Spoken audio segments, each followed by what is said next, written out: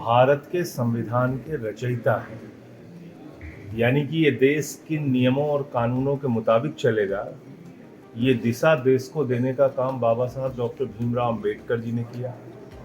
हिंदुस्तान के नौजवान आज भी शहीद आजम भगत सिंह जी से प्रेरणा लेते हैं। उन्होंने अपना बलिदान दिया हिंदुस्तान की आज़ादी के लिए। और भारतीय जनता पार्टी की मानसिकता जो हमेशा से राष्ट्र विरोधी रही है, उन्होंने बाबा साहब डॉक्टर भीमराव अंबेडकर जी की फोटो हटा दी, उन्होंने शहीद आजम भगत सिंह जी की फोटो हटा दी।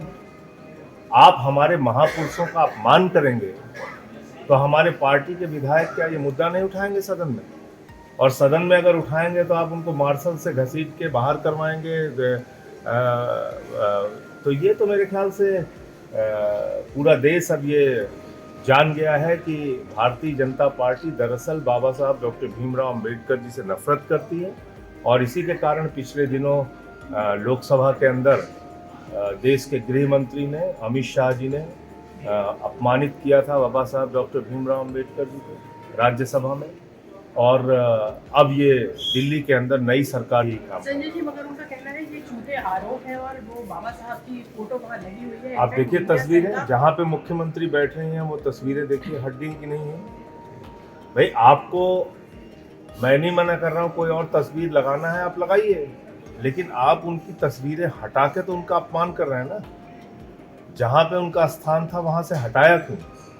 आप यही काम संसद में करते हैं, गांधी जी की प्रतिमा हटा देते हैं, बाबा साहब की प्रतिमा हटा देते हैं।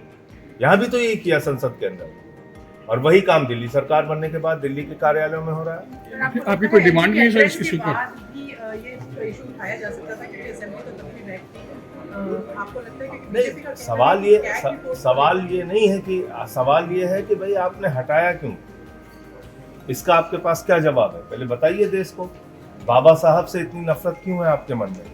शहीद आजम भगत सिंह जी से की इतनी नफरत क्यों है? मुझे मालूम है कि भारतीय जनता पार्टी के पुरखों ने हिंदुस्तान की आज़ादी के लिए कोई योगदान नहीं दिया, लेकिन आप नफरत कैसे कर सकते हैं शहीद आजम भगत सिंह से? संजय जी